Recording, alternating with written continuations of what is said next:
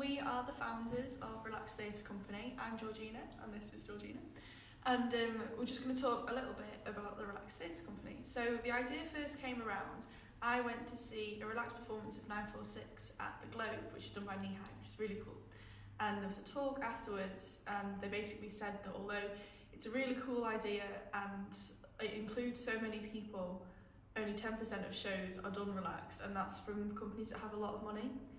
So we thought, why not make a company where every show is relaxed? So our main idea vision is that it's inclusive, completely inclusive of everyone.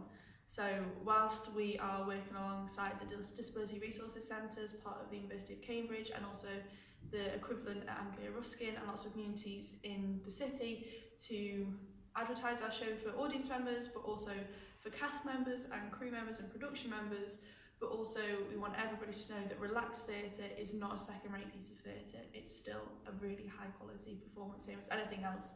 The only thing that changes is that everyone is welcome.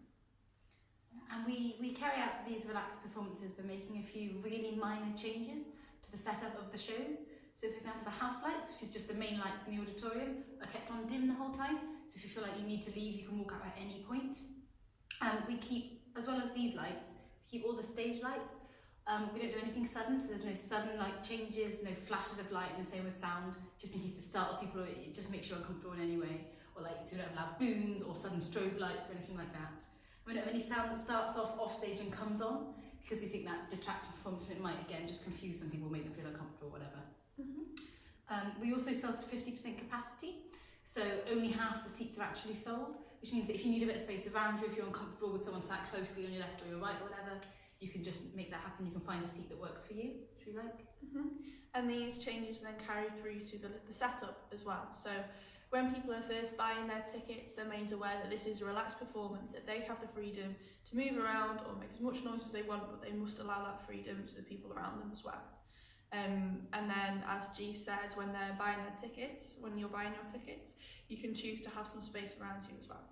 We also have what we're going to call a chill zone. So we're at the ADC Theatre for our first show, Segure, and we're going to be using the nearby Larkham studio as not a quiet place, but a place of novel distraction. So if you're going to need some time away from performance, you'll still feel included because we're going to have a relay of the show, but also some fun things to do and just time to sort of take out of the performance. As well as this, we're going to have a really switched on cast. It's going to be a really tight-knit group of people working on a devised piece of theatre.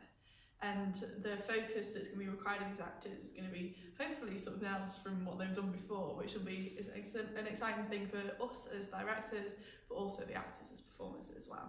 And then this carries through to the front of house team as well. We're going to offer training to all of our front of house staff so they know the levels of compassion and understanding that is needed for the varied audience so that everybody feels this is for them. Yeah, I think that's everything. I think it is. So, cool.